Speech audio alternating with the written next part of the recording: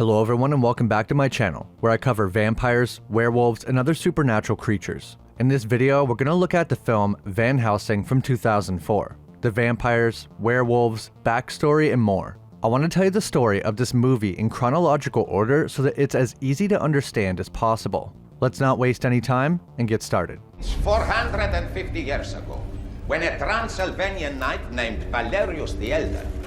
The story of Van Helsing starts in 1462. This is when Gabriel first killed Count Vladislas Dracula. Gabriel was once an archangel, known as the left hand of God. This comes from the real religious text known as the Book of Enoch. Gabriel took on flesh in order to come to earth and reveal prophecies, such as the birth of Christ to Mary. He has fought in many battles through his roughly 2,000 years on earth. Eventually, in the year 1462, is when he killed Dracula. It's not exactly clear why he killed Dracula, but for some reason he took his ring and wears it to this day. I wonder if this means that they had some kind of further history together, maybe even fought together. Sometime after killing Dracula, Gabriel's memories were taken away as penance for past sins, according to the cardinal. We don't know what these sins that he committed were though. One day he was found on the steps of the church with no memory of who he was. The Holy Order took him in and looked after him. They somehow knew that he was sent by God.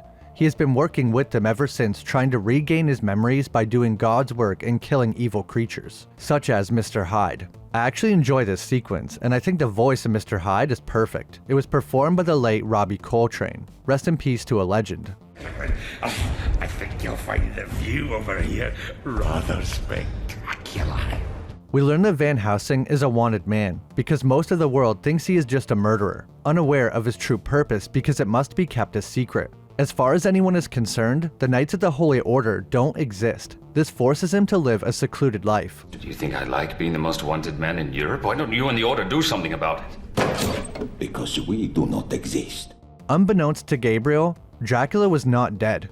After being slain by the left hand of God, Dracula made a deal with the devil, eternal life, and in exchange he would need to feed on the blood of the living. Dracula was also given the ability to control the elements to some degree, super strength and speed, and control over werewolves and the dwergi, vicious dwarf-like creatures with large milky white eyes and sharp teeth like a piranha. According to Princess Anna, they are quite vicious and industrious. If you get the chance to kill one, you should, because they will do much worse to you. They seem to be quite intelligent. It's not clear where they came from in the movie, but the video game tells us they came from a faraway land. In the movie, they speak Hungarian amongst themselves, and Igor also speaks to them in Hungarian. This could be a clue as to where they're from. It's also not clear if the Werewolf Curse existed before Dracula made a deal with the devil, but presumably it did.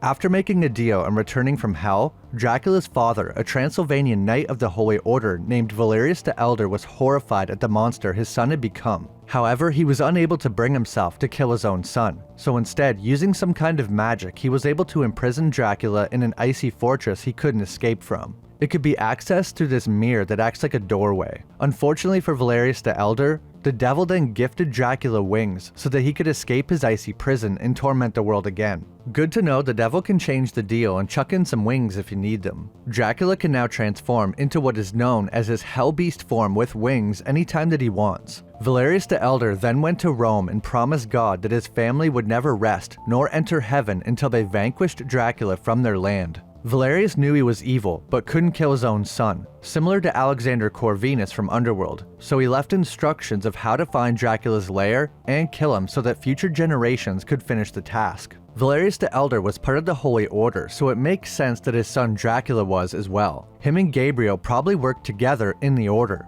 In the Van Helsing video game, the story is that Dracula broke his oath to the Holy Order trying to perform dark magic to resurrect his dead lover. The story for the movie might be slightly different, but I think at least we know Dracula was a member of the Holy Order just like Gabriel, but eventually he did something that forced Gabriel to kill him, possibly performing some kind of dark arts or committing some horrible crime. Considering he went to hell and had an opportunity to make a deal with the devil tells me he did something pretty bad. After 400 years, the Valerius family have not succeeded and they're running out of family. King Boris went missing about a year ago, and his son Prince Valken and daughter Princess Anna are the last remaining descendants. If the two of them are killed before Dracula is vanquished, 9 generations of their family will be trapped in purgatory. The Cardinal is adamant that they cannot let that happen, as the Valerius family has protected their left flank for 4 centuries.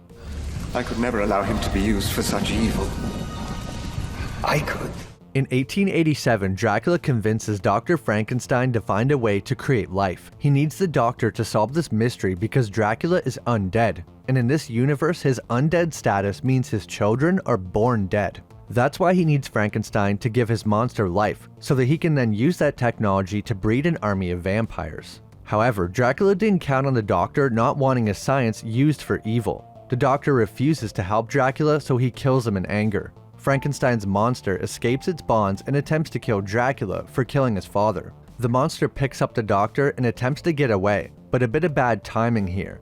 The townspeople have had it with Dracula and his brides and were storming the castle. They chase the monster carrying Frankenstein's body up a windmill while the townspeople set it on fire. We see Dracula and his brides flying overhead and the windmill collapses with the monster and his creator falling into the fire. With the doctor's creation lost, Dracula was back to square one, and proving that God wasn't the only one that could give life. He continues to try, but with no luck. It seems the machine he has developed needs another living thing in it to work. He was supposed to use Frankenstein's monster, but is forced to try a human instead. He captures his own descendant, King Boris Valerius, and uses him in the experiment, but a human is not sufficient to give lasting life to his children.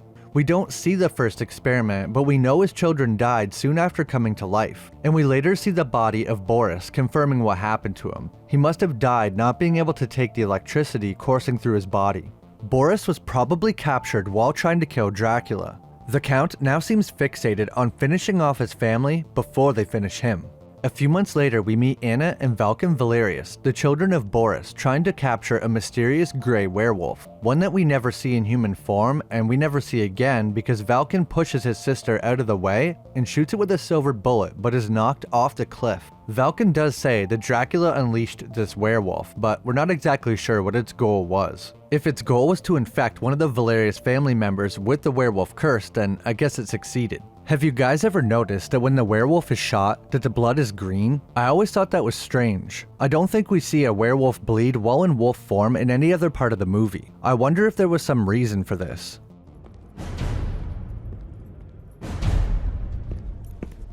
In the year 1888 is finally when Gabriel and Dracula's paths would cross again. Gabriel is sent to a town in Transylvania to help defeat Dracula. The Cardinal explains the situation to Gabriel that the 9 generations of the Valerius family is close to being trapped in purgatory forever. The Cardinal also reveals that Valerius the Elder left a piece of parchment behind that says, "In the name of God, open this door." And it has the same insignia as his ring, the ring we know that he got from Dracula. But Gabriel has no memories at this time, so this makes him very curious as he's searching for answers to his past. Before they leave for Transylvania, we get a James Bond-esque scene with Carl acting as Q, showing off a bunch of old-school high-tech weapons. He shows off a special grenade made by him that can produce light as bright as the sun. This will come in handy later. He also serves as Gabriel's sidekick for the remainder of the movie.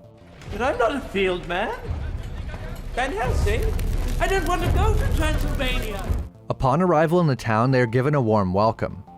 Maybe not. Gabriel also divulges to Carl that if they kill Dracula, anything created by him or bitten by him will also die. They meet one of the descendants of Valerius, Princess Anna. She tells Gabriel they don't need any help when suddenly Dracula's brides attack the town: Verona, Marischka, and Alira. Chaos erupts with all the townspeople running for safety. Gabriel tries to keep the vampires at bay with his semi-automatic crossbow. He hits them a few times but not in the heart. They're too fast. Anna says they're here to kill her, which we already know. The vampires have a great design. They were created using a lot of motion capture and using the real actors' faces, which is why they look so good for a movie in 2004. The CGI in this movie aged surprisingly well. They have sharp fangs, blue skin, and large wings. They are quite strong, able to effortlessly pick up a cow and throw it through a building. The vampires manage to kill at least one civilian that we see, but retreat when the sun comes back out.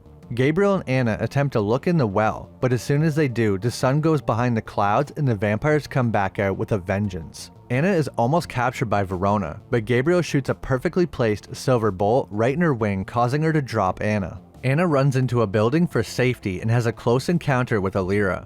In this scene, her eyes have a pinkish glow just like her clothes. I also love the way their wings turn into their long baggy clothes when they transform. Anna is cornered by Alira and Verona, while outside Gabriel has a showdown with Mariska. We see briefly that her eyes appear as a gold color, so it seems like each of their eyes match their outfits, at least for this scene. The church! Gabriel manages to sprint for the church and dip his crossbow into the holy water, making it much more lethal. The vampire instantly panics, trying to fly away, but Gabriel lights her up like the 4th of July, pinning her to the side of a building with a half-dozen crossbow bolts. When staked with holy water, the vampire disintegrated into a skeleton. As soon as this happens, the other two vampires that were about to feed on Anna react violently to the death of Mariska, even though they didn't see it, meaning that they must be connected somehow, probably through their vampire curse. Instead of finishing off Anna, they transform and fly back to the castle, screeching and crying for Mariska. Hey, the cow survived. To Gabriel's surprise, the townspeople aren't glad that he killed a vampire. They're pissed off. They tell Gabriel that vampires only kill what they need, 1 or 2 people a month.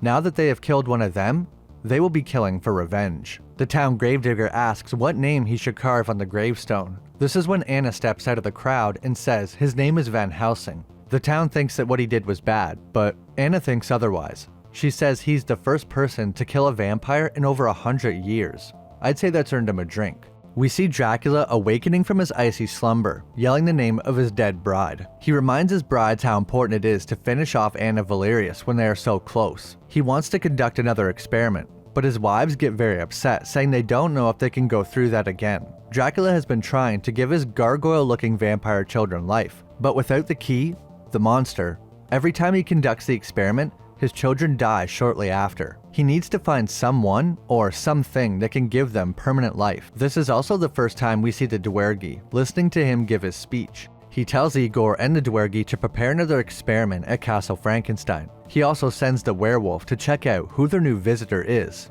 aka Van Helsing. It turns out this werewolf is Vulcan Valerius, so he was in fact turned by the grey werewolf that knocked him off the cliff. That night, while searching for Van Helsing, there's a small break in the moon, which made Vulcan turn back into his human form. He used this moment to try and warn his sister and tell her Dracula's secret. But right before he says what it is, the moon is uncovered and he begins to turn. Vulcan climbs up the wall, tearing his skin off and turning back into the wolf. Anna is in shock that her brother is a werewolf, while Gabriel takes off after him, and Carl gives him some silver bullets.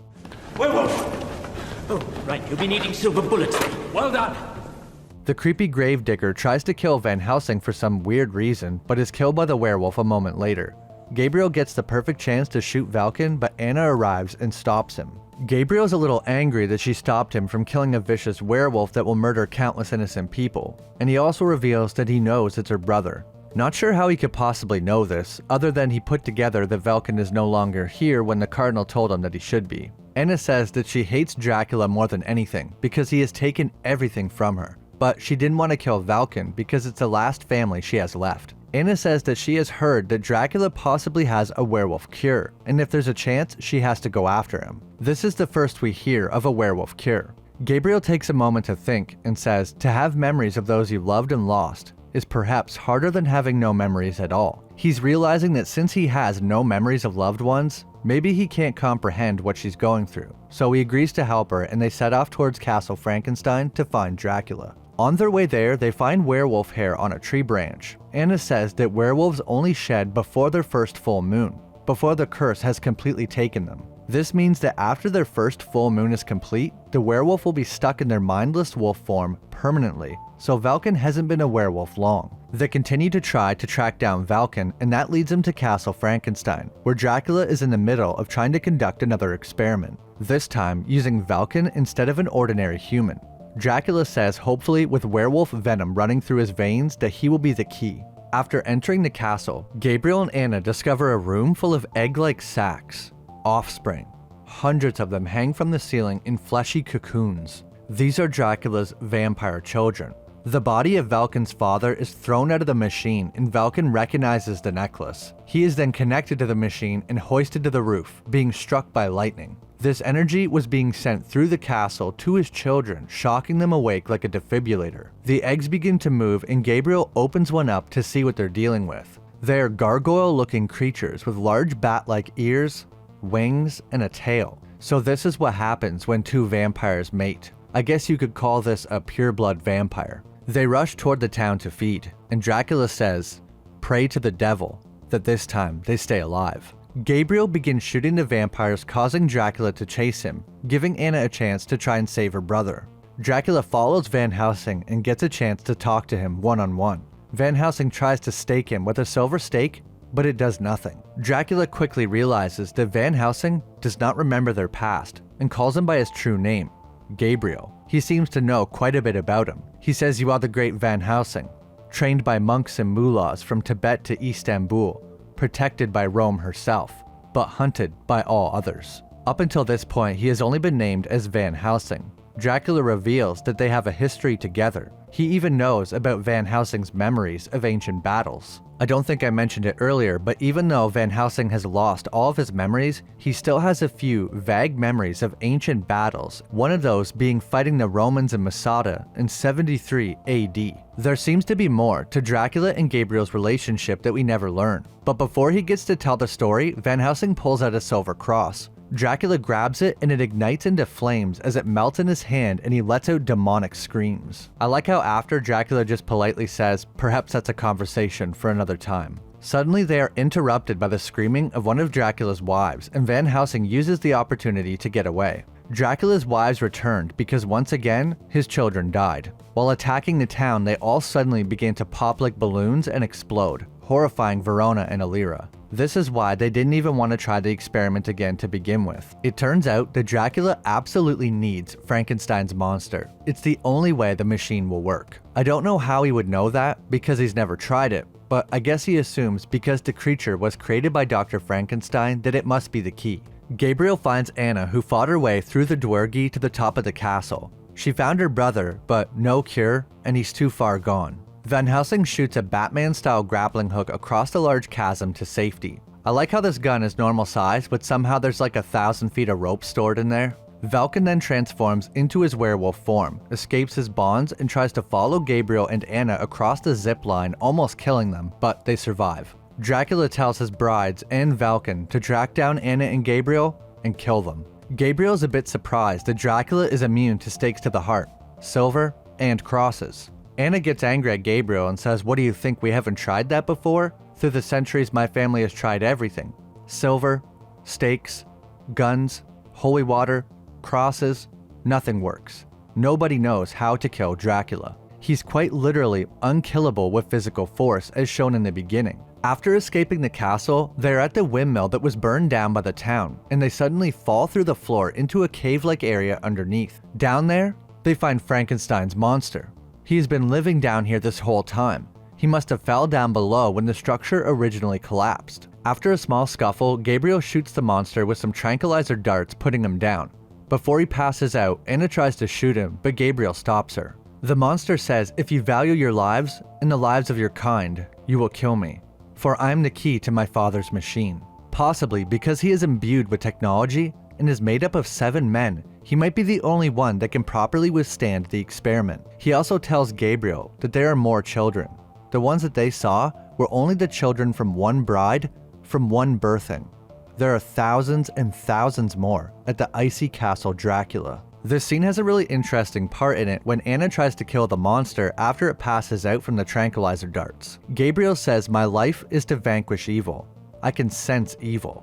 This thing, man, whatever it is, evil may have created it, left its mark on it, but evil does not rule it, so I cannot kill it." Anna says, "I can," and attempts to shoot him, but Gabriel stops her and says, "Not while I'm here." I think this scene shows some more proof of his angelic origins. He has the ability to sense evil. I think that it says a lot that he's willing to protect the monster when he was ready to kill Vulcan in the blink of an eye. But like Gabriel says, evil does not rule him. Back in town, Carl finds something interesting in the tower. He leans on a part of the wall and it opens a secret compartment, revealing a painting with a sort of prophecy on it. It says, "Even a man who is pure in heart and says his prayers at night may become a wolf when the wolfbane blooms and the moon is shining bright, or crave another's blood when the sun goes down and his body takes flight." Suddenly, the painting comes to life and the 2 men fighting transform into a vampire and werewolf, predicting future events to come. While Gabriel and Anna are in the cave with the monster, the werewolf sees them and escapes. Now Dracula will know of the monster and where they are. Gabriel says if they can get the monster to Rome, he will be safe there. They use Transylvanian horses that are apparently the fastest in the world, even faster than werewolves. Not long after their journey starts, Dracula's brides attack the carriage, but Gabriel planted a trap. There's actually 2 carriages and his is filled with explosives and stakes. He jumps over a broken bridge and the carriage breaks off. The bride Verona chases after it thinking the monster and the key to her children's life is in there. When she opens the door, she sees the stakes and attempts to fly away, but it's no use. Dracula is now down to 1 bride.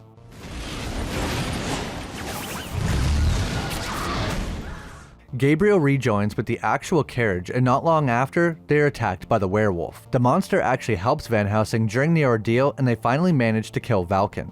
But during the fight, Gabriel is bitten by the wolf. He has become infected. Anna begins backing away in fear and is caught off guard by Dracula's last bride, Illyra. She knocks Anna unconscious and takes her away. Van Helsing arrives in Budapest with Karl and the monster and is approached by Illyra, saying Dracula wants to trade Anna for the monster. Gabriel agrees with no intention of handing over the monster, and Illyra tells them to come to the Masquerade Ball on All Hallows Eve tomorrow. They shoot the monster with a few tranq darts and hide him in the cemetery. Karl informs Gabriel that he did some research and he won't turn until the first full moon, which is in 2 days, and he will be able to fight Dracula's influence until the final stroke of midnight. As they are leaving the cemetery, Karl asks, "You don't think he can get out of there, can he?" And Gabriel says, "Not without some help from the dead." A moment later, we see a hand come out of a crypt. I'm not sure if these are zombies or vampires, but they must be some evil creature under Dracula's control. At the party, Anna seems to be under some kind of hypnosis of Dracula, dancing around with him, unable to control herself, and he says, "How does it feel to be a puppet on my string?" He also kisses Anna, which is like his great times 10 granddaughter. While they are dancing, they go in front of the mirror, and we see Dracula has no reflection. I've seen this movie so many times, I failed to realize that in this moment, Anna is the only reflection. So this is the first time that we get a hint that this entire ballroom is vampires before they actually reveal themselves. Since he was going to bite Anna, this tells us a bite is how these vampires turn other people, and probably how Dracula turned his wives. Gabriel knocks out a trapeze artist and uses the rope to save Anna, but just as he sweeps her away from Dracula, Igor enters the room with the monster. This makes me think that the hand coming out of the crypt in the cemetery was probably Igor. Everyone in the party reveals themselves to be a vampire, forcing Gabriel, Anna, and Karl to make a quick escape. Karl finally gets to use his special device that has the power of the sun. He leaves it behind in the building and it kills every single vampire. They try to chase down the monster, but Igor gets away on a boat by closing the gate on them. Gabriel then has his first outburst of anger, showing the wolf is starting to take hold. They go back to Castle Frankenstein to find the monster, but they find all the scientific equipment has been moved. They must have taken it to Castle Dracula, but they don't know where that is. The Valerius family has spent 4 centuries trying to find it, and King Boris spent years trying to find it himself, but never succeeded. He would spend hours staring at the map in the Valerius Tower.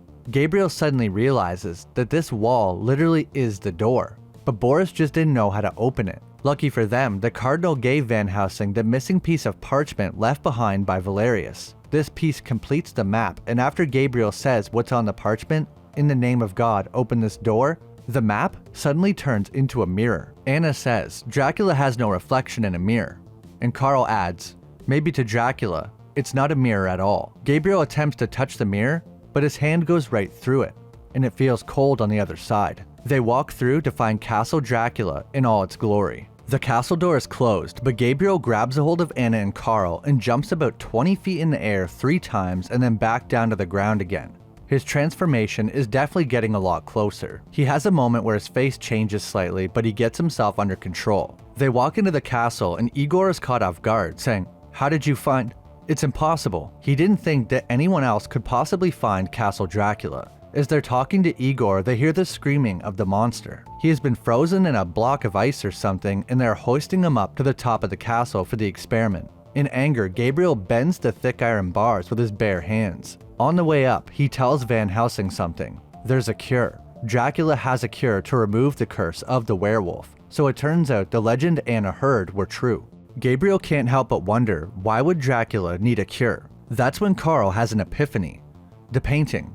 That's what it meant. The only thing that can kill him is a werewolf, even though they are under Dracula's control and basically his slaves. If somehow one ever had the willpower to turn against him, he would need a cure to remove the curse before it tried to kill him. Gabriel forces Igor to take Anna and Carl to the cure and tell him where Dracula is. Gabriel also gives Carl the silver stake and tells him that if he isn't cured before the final stroke of midnight, Carl must do it. Castle Dracula is absolutely massive. Look at how big this corridor is and how tall the towers are.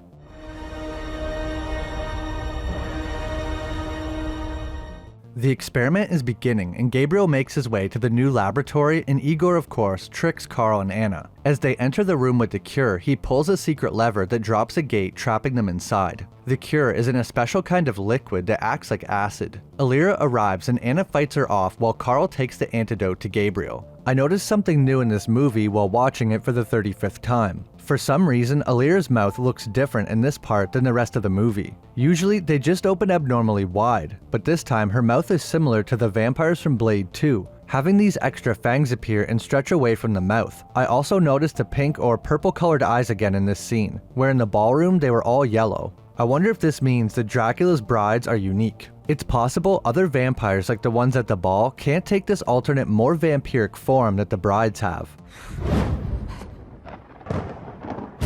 When Gabriel is making his way to save the monster, he is quite agile now that his transformation is so near. While trying to free the monster from the machine, it is struck by lightning, sending the first bolt through the castle. Dracula says, "One more bolt and my children will live." Dracula sees Gabriel trying to free the monster, and this is the first time in the movie we get to see him take on his full Hellbeast form. Before this, we only ever seen it in the sky or cast as a shadow. Dracula manages to knock Gabriel off the tower. The monster tries to escape, but is struck by the second bolt of lightning, awakening Dracula's thousands of children and sending the monster flying over the edge of the castle. Luckily, he hangs on for dear life and survives, and also accidentally kills Igor at the same time. I like how as he's falling, he never lets go of his taser gun. Alira is about to kill Anna when the monster comes flying through the window just in time. This allows Anna some time to get away, but she ends up finishing Alira with a stake to the heart. Dracula now has no more brides. In the laboratory, Gabriel and Dracula are about to have their final showdown. Dracula says he's too late. His children live. Now Gabriel knows the only way to kill Dracula's thousands of children is to kill him. Because we learned in the beginning, if you kill Dracula, all bitten by him or created by him will also die. At this point, Dracula has no idea that Van Helsing has been infected with the Werewolf Curse. When midnight strikes, he begins to transform, surprising Dracula. Gabriel wastes no time and attacks. He only has an hour to defeat Dracula and be cured, or he will be lost to the curse and Anna's family will be lost to purgatory.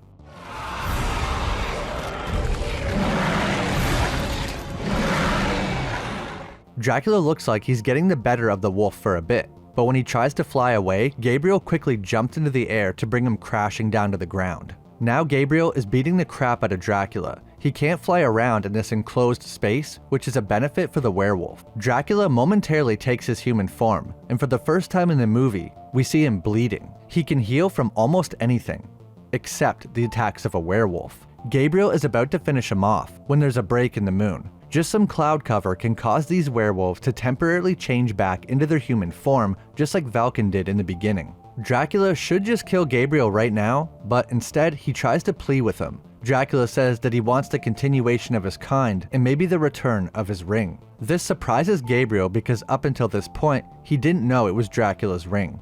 Dracula says he can give Gabriel back his life, his memories. But Gabriel says some things are better left forgotten. And just then, the moon comes out and he transforms into the wolf and bites Dracula. The werewolf venom instantly reacts and Dracula's body begins to shrivel up and die, crumbling to nothing. His thousands of children then all explode. Anna reaches Van Helsing just in time, but as she runs towards him, he attacks her. Carl knows what he has to do. He's about to kill Gabriel when he turns around and grabs the stake. You think that Carl's in big trouble, until the camera pans down and you see that Anna stabbed him with the cure. Carl backs up realizing that Anna is dead. Gabriel killed her by mistake when he attacked her. There's even a moment when Gabriel looks sad and confused in his wolf form before he turns back human. Unfortunately, Anna died. But she gets to be with her father and brother, and Dracula was vanquished before she passed, meaning her family will not be condemned to purgatory. Anna is given a warrior's funeral, and Gabriel hears a whisper, and then sees Anna's face in the sky, Lion King style. The clouds open up and we faintly see Anna's family in the sky greeting each other. The clouds close around them, showing they are finally entering heaven now that the promise Valerius made to God over 4 centuries ago is fulfilled. As for Van Helsing and Carl, there's always more monsters to slay. And despite the church telling them to kill the monster, because it's not human, Gabriel refused. And after Carl seen the monster's humanity, he also refused. So the monster was allowed to go free and live his life.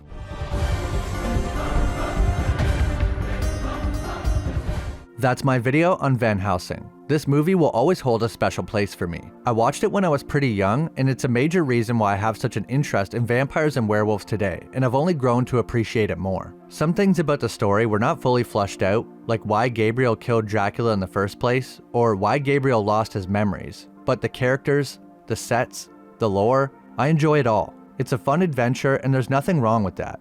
I miss movies like this. Anyway, I hope you guys enjoyed the video. I actually covered this movie a long time ago when I first started the channel, but I've been wanting to redo it because it's one of my favorite vampire/werewolf movies, and I've gotten much better at writing, editing, and have a better microphone, so I wanted to really do this movie justice. If you did enjoy, leave a like and subscribe if you haven't. It helps out a lot and I really appreciate it. Plus, I'm getting close to 100k, and that's going to be such an awesome milestone to hit. An extra big thanks to my channel members Roderick, Steven556, Owen Wildish, Joseph Roman, Awesome Pea Shooter, Jason Miller, Cyper, and Zothra's Paradox. The extra support you show me really means a lot. Thanks so much for watching, and I'll see you in the next video.